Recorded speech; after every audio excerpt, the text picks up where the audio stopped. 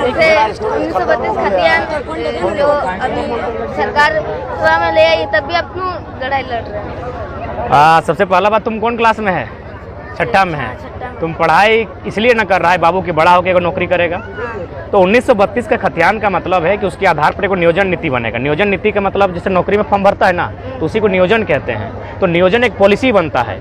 यदि 1932 का खतियान के लिए हम लोग नहीं लड़ते हैं और उसके आधार पर अगर नीति नहीं बनता है, तो तुम यहाँ पढ़ेगा, छठा के बाद 10 जाएगा, 10 के बाद तुम 12 जाएगा, और जब तुम बड़ा होगा और जब तुम नौकरी का फॉर्म भरेगा तो पता चलेगा तुम्हारे साथ साथ बिहार, यूपी, बंगाल का लड़का लोग भी यहाँ फॉर्म भरा है। तो उससे क्या होगा, उन लोग थोड़ा तुमसे तेज भी है, क्योंकि हम लोग झारखंड के लोग हैं, और साथ ही तेज हैं या नहीं हैं वो बाहर के लोग हैं, तो तुम्हारी नौकरी को बाहर के लोगों को दे दिया जाएगा। जबकि वो नौकरी किसकी थी? तुम्हारी थी, क्योंकि तुम झारखंड के हो, नौकरी झारखंड में है, तो नौकरी झारखंडी की है ना, तो वो तुम्हारी नौकरी बाहर के लोगों को बांट देगा। इसीलिए हम 1932 के खतियान की लड़ाई लड़ रहे हैं, ताकि क्या होगा, उसी के आधार पर एक नीति बनेगी। उससे क्या होगा, जो बाहर के लोग लड़के हैं वो छट जाएंगे, उनका अपना घर है, अपना राज्य है। उससे क्या होगा, तुम आज 6 कर रहे हो, एक दिन 10 करोगे, एक दिन 12 करोगे, और जब फॉर्म भरोगे तो तुम्हारा नौकरी बनने का चांसेस बढ़ेगा। तथा करसवा गोलीकांड में जो शहीद स्थल था, वहाँ पर जब आप गए तो उसका काफिला जो जनसैलाब है वो काफ़ी ज़्यादा देखने को मिल रहा है। वहाँ पर सीएम भी जाते थे, लेकिन आप गए तो कुछ अलग ही अंदाज में लोगों का जो जनसैलाब है वो नजर आया था। देखिए, मुझे भी लगा, और पुलिस प्रशासन का भी कहना था कि मैंने उनके अभी तक के सर्विस के करियर में जब भी वह यहाँ ड्यूटी किए हैं, सबसे ज़्यादा जनसैलाब था। तो इसका कारण यही था कि लोगों की भावनाएं हमारे साथ जुड़ी हैं, और ऊपर से वहाँ थोड़ा सा एक मैंने आपसी का मैसेज वायरल हुआ था कि कुछ धमकी भरा कि अगर हम लोग हथियार के साथ रहते हैं, अगर जन्म मातवाते हैं तो कुछ नुकसान हो सकता है।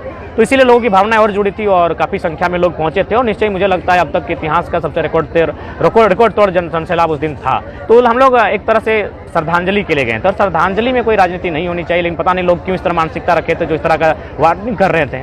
और निश्चय ही सरायकेला का जो गोलीकांड खरसवां का इतिहास है, उस दिन का कहीं ना कहीं आज़ाद भारत का जलियांवाला बाग देखने को मिला था। न जाने कितने लोगों की जाने गई थी, सरकारी आंकड़े स्पष्ट नहीं कर पा रहे, कोई 20,000, कोई 35,000, कोई 5,000 बता रहा है, लेकिन ग्रामीण के माने तो 20,000 तक के लोगों की जाने गई थी।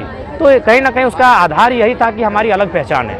आखिर वो तो उड़ीसा में जा सकते थे, लड़ाई और गोली क्यों खाना पड़ा? वे लोग उड़ीसा के साथ नहीं जाना चाहते थे। क्यों नहीं जाना चाहते ना? उड़ीसा की पहचान अलग है, हमारी इधर की पहचान अलग है। तो ये पहचान की लड़ाई सदियों से चल रही है झारखंड में। भाषा की लड़ाई, जल जमीन की, जंगल की लड़ाई जो आज हम लोग लड़ रहे हैं। उन्होंने गोली खाना स्वीकार किया, लेकिन उड़ीसा के साथ जाना स्वीकार नहीं किया।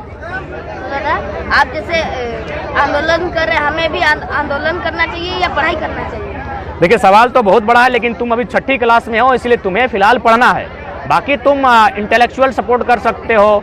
कभी अगर तुम कहीं कुछ कागज में लिख सकते हो, तुम पढ़ने वाले छात्र हो, तो तुम मान के चलो 6 क्लास में हो, तो 4 लाइन की कविता आंदोलन के बारे में लिख सकते हो। जो लड़के लोग आंदोलन में हैं उनके लिए लिख सकते हो, उनको पॉजिटिव देने के लिए। जैसे जब भगत सिंह आंदोलन करते थे, ये इनकलाब जिंदाबाद भगत सिंह का स्लोगन नहीं है, पहला बात जान लो। भगत सिंह ने स्लोगन को पॉपुलर किया है। ये स्लोगन था हजरत मोहिनी का। हजरत मोहिनी करके एक कवाली गायक थे, उन्होंने भगत सिंह को इम्प्रूव करने के लिए इस गजल को गाया था, इनकलाब जिंदाबाद। फाइनली ये भगत सिंह का नारा बन जाता है। तो ठीक उसी प्रकार तुम 6 क्लास में तुम अभी पढ़ो, लेकिन हाँ, तुम 2-4 कविताएं अगर लिख सकते हो तो लिखो, और उसके माध्यम से तुम घर में पढ़कर अपनी पढ़ाई को कर 2 कविताओं के माध्यम से बोलकर तुम सपोर्ट कर सकते हो। बाकी तुम्हें अभी 6 क्लास में तुम अच्छे से पढ़ाई करो।